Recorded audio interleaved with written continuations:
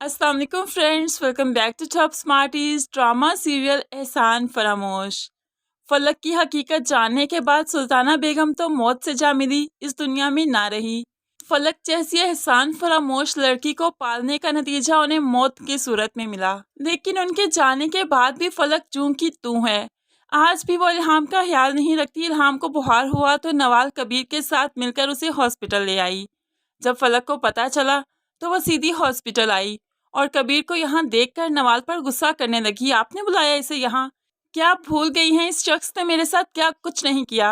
मुझे धक्के देकर घर से निकाला, तलाक दे दी। अभी भी आपने इसे बुलाया मदद के लिए, क्यों किया आपने ऐसा? नवाल को भी फलक पर बहुत गुस्सा आया और कहने लगी, तुम्हें होश कहाँ है इल्हाम का? मैं और कबीर ही तो उसे यहाँ पर लेकर आए हैं। उसे कितना तेज बुखार था तुम्हें अंदाजा भी है? तो यहाँ कबीर भी आगे बढ़कर फलक से कहने लगा, तुम जैसी घटिया औरत मैंने आज तक नहीं देखी। तुम ना तो अच्छी बीवी बन सकी और ना ही अच्छी माँ बन सकी। जब इल्हाम को मुझसे मंगवाया था तो क्यों ना उसका ख्याल रखा तुमने? तो फलक भी कहने लगी, तुम मुझे हक मेहर दे दो और बेटी को ले जाओ।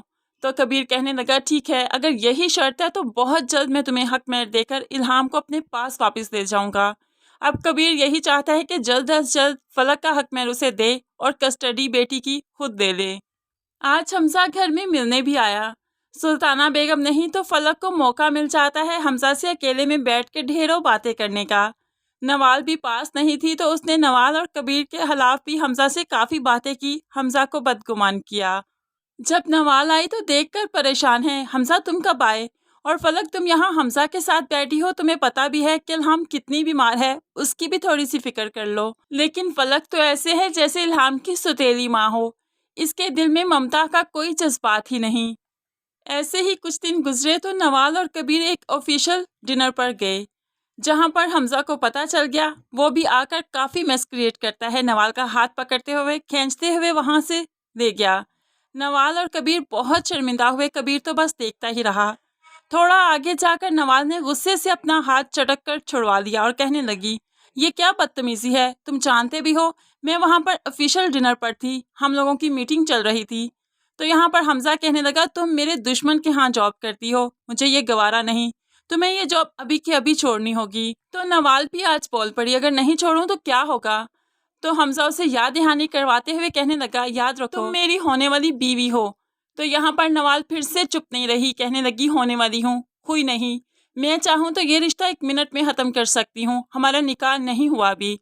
हमजा आगे बढ़कर नवाल का हाथ पकड़ता है और ज़ोर से मरोड़ता है और कहने लगा, तुम्हारी हिम्मत है इसे ख़त्म करने की? अभी ख़त्म करके दिखाओ ये रिश्ता।